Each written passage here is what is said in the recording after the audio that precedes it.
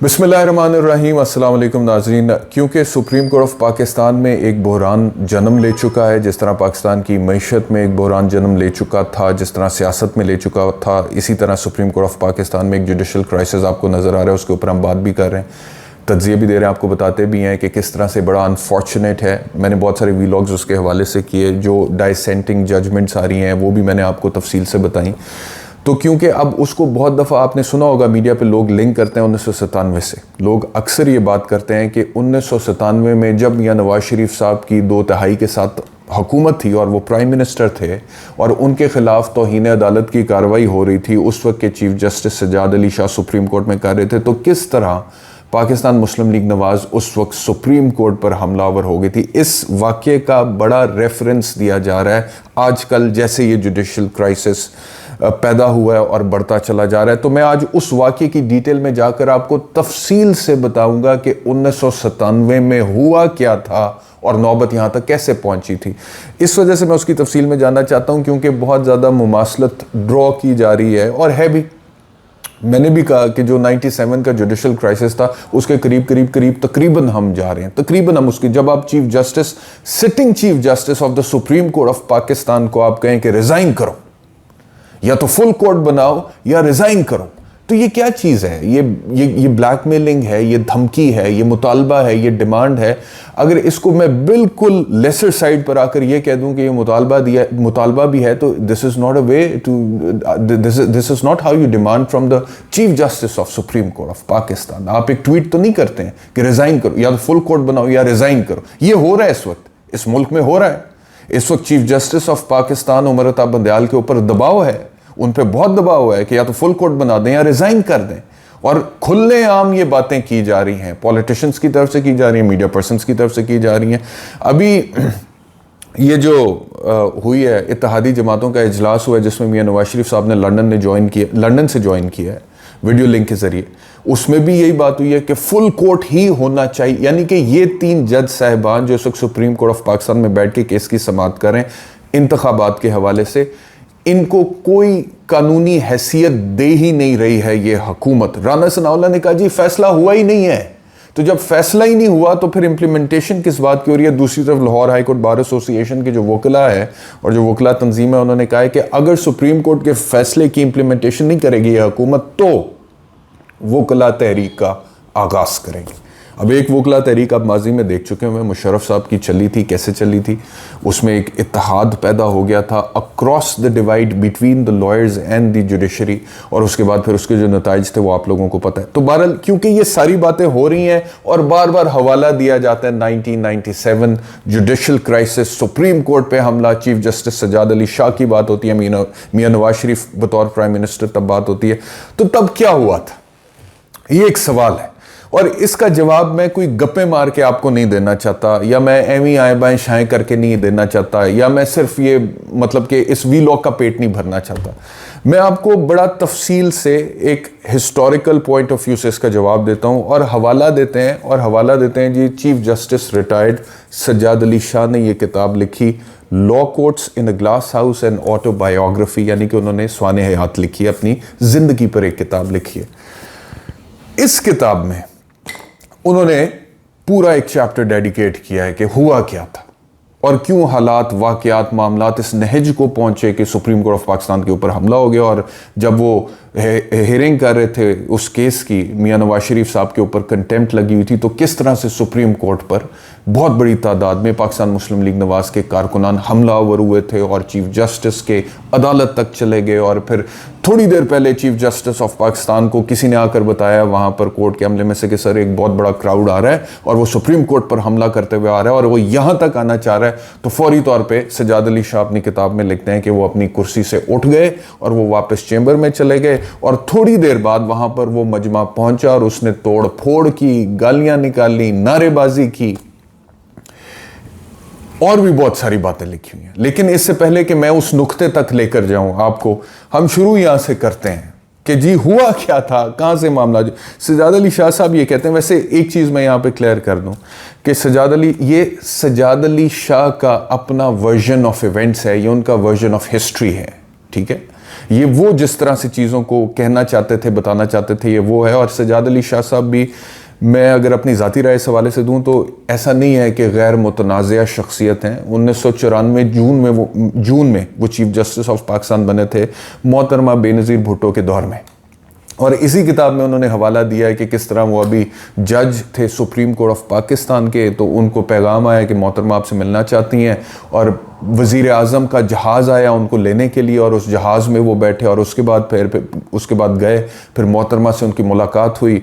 फिर 3 सीनियर जजों को सुपरसीड करने के बाद सज्जाद अली शाह साहब को चीफ जस्टिस ऑफ पाकिस्तान बना दिया गया। और उन्होंने जब मोहतरमा से ये पूछा कि कहीं ये इम्कान तो नहीं है कि मैं 3 सीनियर जजों को सुपरसीड कर रहा हूं, तो वो 3 सीनियर जज साहिबान जो हैं वो रिज़ाइन कर दें या कोई इख्तलाफ पैदा हो जाए, तो मोहतरमा ने कहा कि मैंने एजेंसी से सारी रिपोर्टें ली हुई हैं, कोई ऐसा इम्कान नहीं है कि वो रिज़ाइन करेंगे या इख्तलाफ होगा। तो सज्जाद अली शाह साहब जो है वो चीफ जस्टिस ऑफ पाकिस्तान इस तरह से बन गए। और उसके बाद फिर उनका मोहतरमा के साथ भी और उनकी हुकूमत के साथ भी बहुत इख्तलाफ हुआ और बहुत ज़्यादा फड्डे डले, उसके ऊपर बाकायदा इन्होंने लिखा हुआ। लेकिन क्योंकि वो आज का मौजू नहीं है तो मैं उसकी डिटेल में नहीं जाऊंगा। मैं आ जाता हूं डायरेक्टली 1997 मियां नवाज शरीफ साहब को क्या मसला हुआ था चीफ जस्टिस सज्जाद अली शाह से।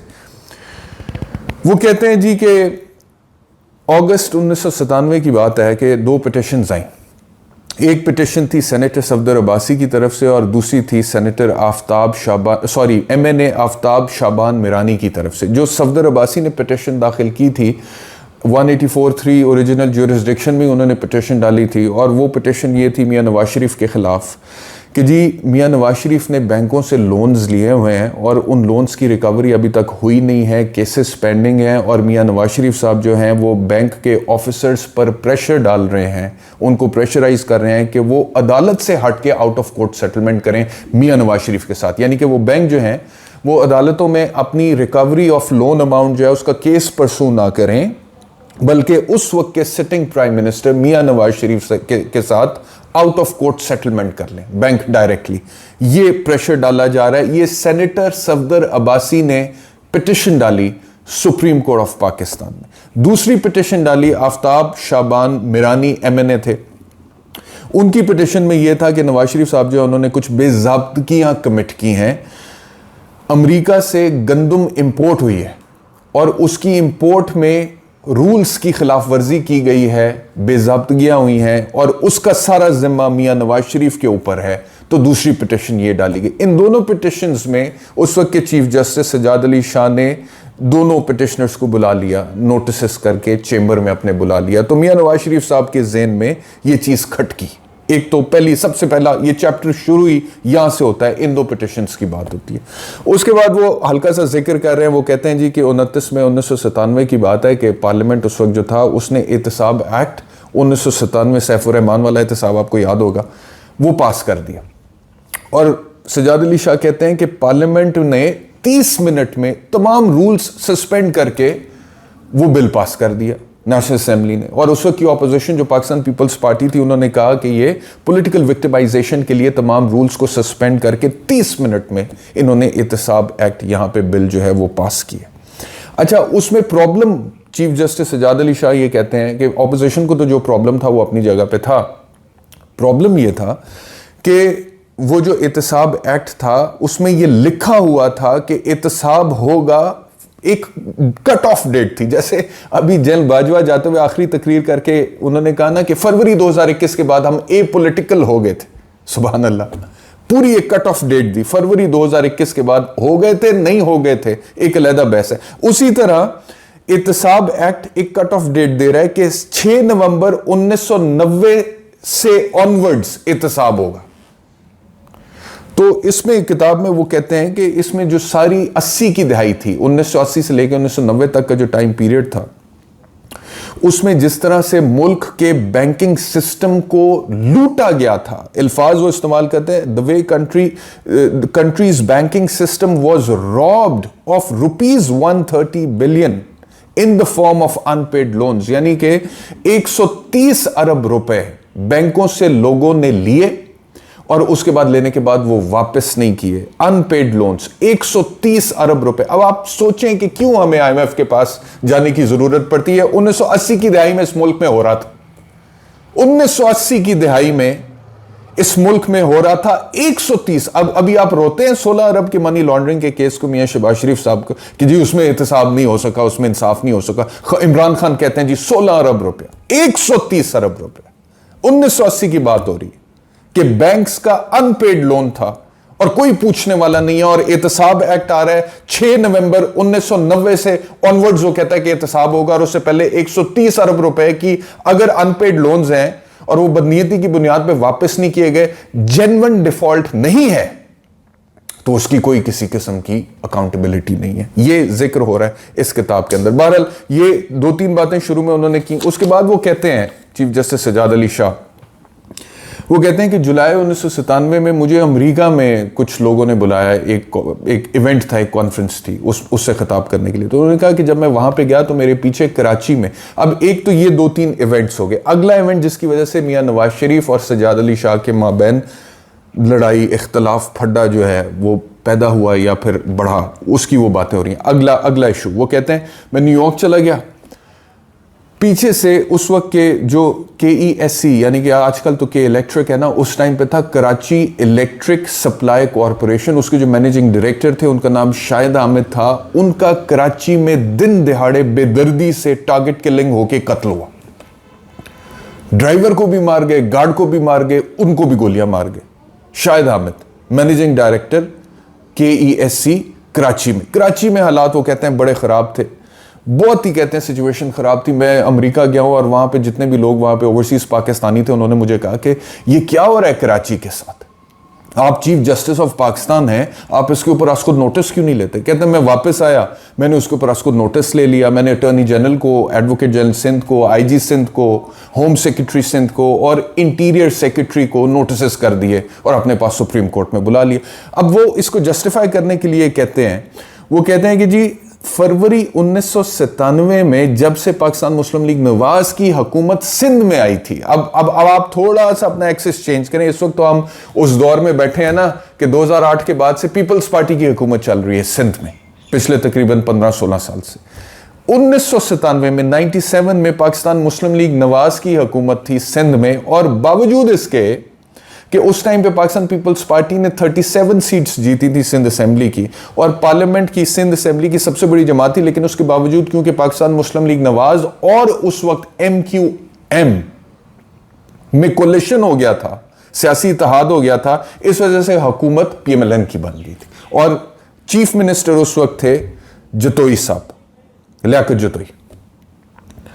तो लियाकत जतोई चीफ मिनिस्टर है, पाकिस्तान मुस्लिम लीग नवाज और MQM की मुत्तहदा हुकूमत है।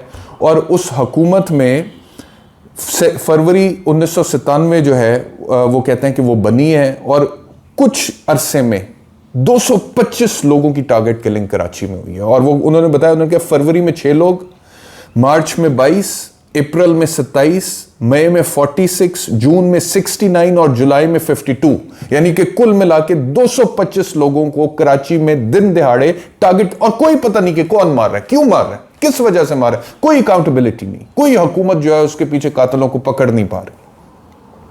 एक DSP था कराची में, उसके 2 बेटे, दोनों बेटों को कत्ल किया। उसी दिन 4 और लोगों को कत्ल किया।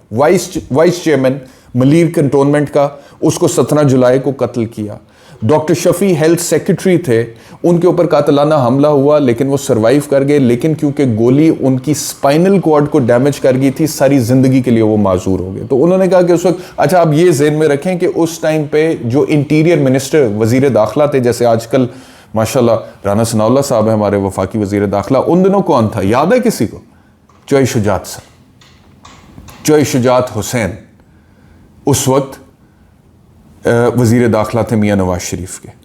अच्छा जी, ये कहते हैं कि क्योंकि कराची की सिचुएशन इतनी ख़राब थी, वो जो शाहिद हामिद साहब थे MD KSC, उनका भी मर्डर हो गया, इतने और मर्डर्स हो गए।